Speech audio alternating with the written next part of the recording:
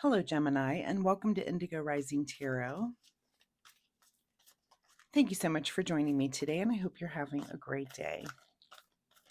I hope you're getting through this winter season okay. I know that we've had a little warm up today, and it's just so exciting to think that spring is maybe just around the corner. I'm so done. It's just been a harsh winter, and I decided I don't like it.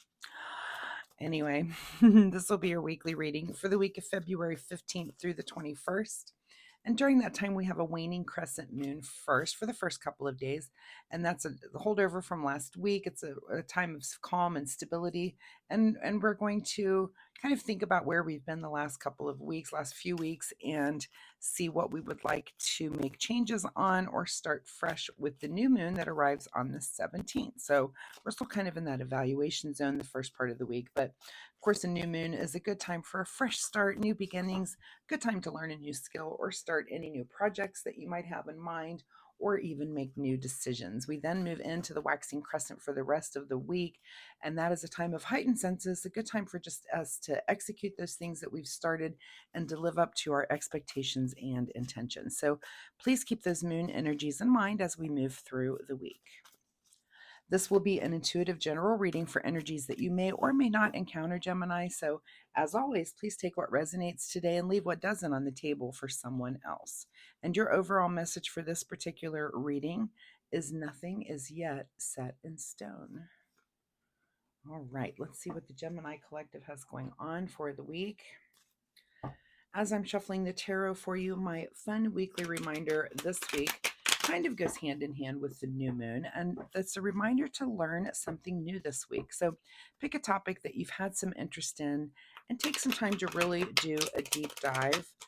If you're someone that does this, and I do feel like Geminis are, you guys do like to learn a lot. I feel like you're already doing this anyway, and you're leaving the rest of us behind. But sometimes in this day and age, I feel like I'm learning something new every day. There's just a lot of information coming at me, but to do a real good deep dive on something, that's something I do have to focus on. So if that is you, take some time to focus on something that you've been curious about. And, that means reading a book or listening to a lecture or two or finding some information online. But find a way to just really absorb whatever it is you're learning about this week. Take notes and just really sit with it and think about it. So that is my fun weekly reminder for you. And on that note, I will quit babbling here, Gemini. Let's get into this reading. February 15th through the 21st. Nothing is yet set in stone.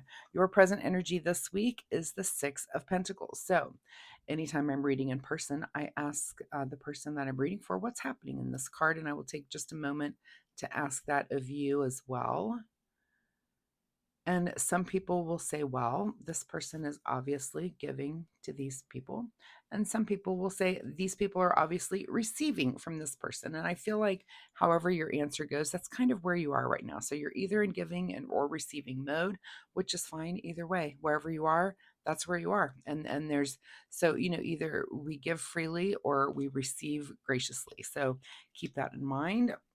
Your current situation is the Queen of Wands. So you have an understanding about something, something that maybe you are very passionate about, and it is maybe a time for giving and receiving, whatever that might be for you right now.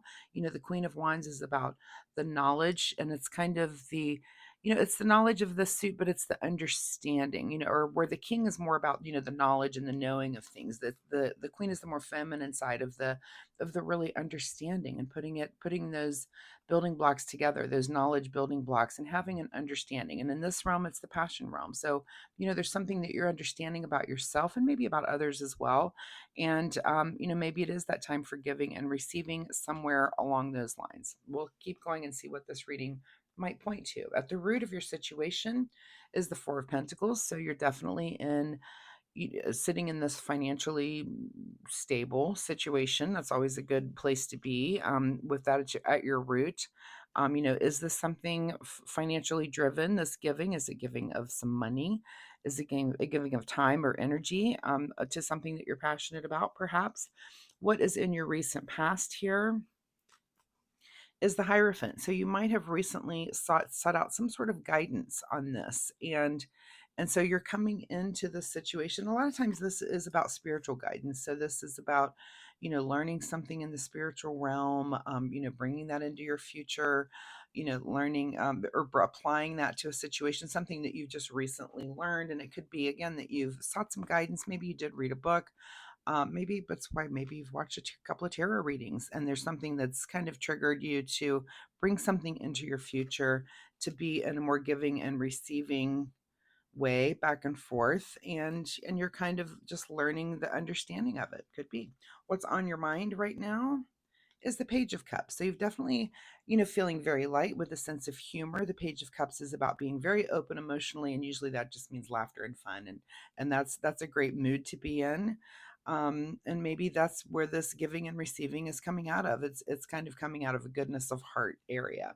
What is just ahead of you this week is the Death card. So it might be something that you've learned back here, you're bringing into your present situation, and then you're going to let go. And I see this Death card is not actual death, but it's something, it's you're letting go of an old way of being. And I feel like, the current way, whatever you have recently learned, it's taught you to be more giving and receiving, and also to just lighten up a little bit, that you're, you know whatever's going on, you've got the stability about you, and so you're able to do that. You're able to have that gift of giving and receiving, and being very light of heart about it. So I feel like you're applying this knowledge of whatever this whatever thing was driving you. It's kind of setting you on fire, right? That you're kind of learning how to harness that, if that makes sense.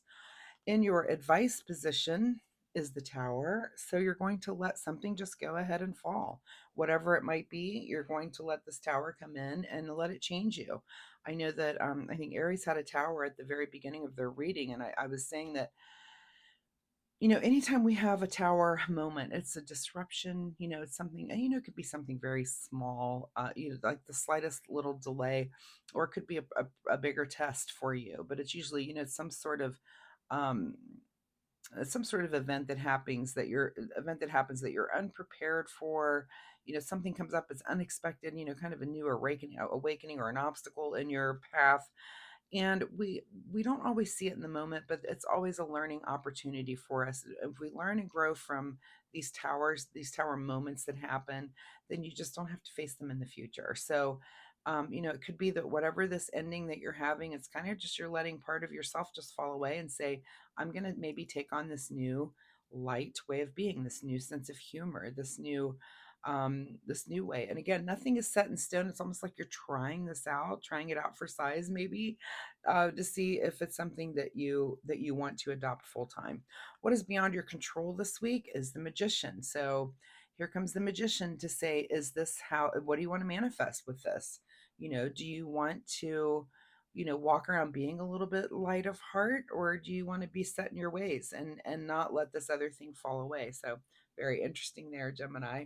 What is your secret desire, or what are you trying to avoid?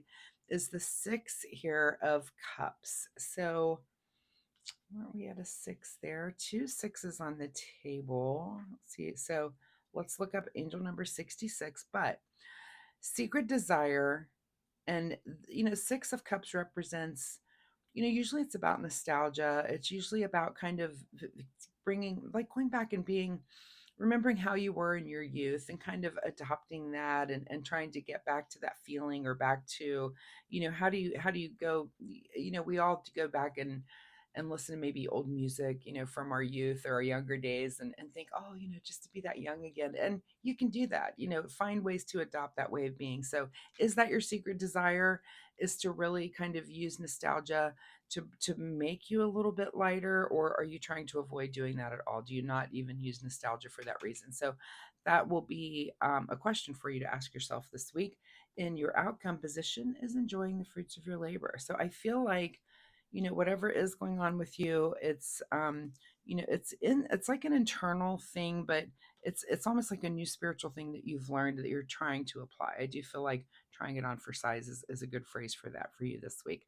What is hidden from you this week, Gemini, is the Three of Swords. So, I'm sorry, Three of Wands. Sometimes I say swords and wands and I mix that up. Three of Swords is about heartbreak. I don't think that's a thing. Hopefully that is hidden from you this week. But Three of Swords here, or I'm sorry, I keep saying it again. Three of Wands. What is wrong with my brain today? is about travel, new ventures, new things. It's kind of hidden from you this week. So we're not really, you're kind of where you are, I guess, is what I'm trying to say. Very interesting. Let's see what the Soul Oracle deck says for a final message for you. Let's look up angel number 66. I'm trying to kind of reiterate and go around here.